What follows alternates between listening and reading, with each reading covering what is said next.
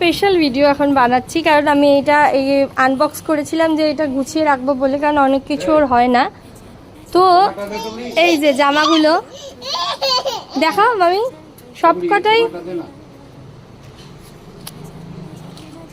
সবকটাই বানিয়েছে made by একদম পুরো কারিগর মামি, অন্য কেউ বানায়নি।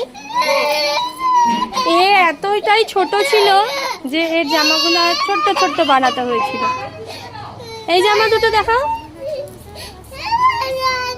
যাও তুমি ওকে, আমি দেখাচ্ছি, তুমি দেখো। এই যে দেখো কি সুন্দর, কত মেমোরিজ, এগুলো আমি ফেলিনি একটাও।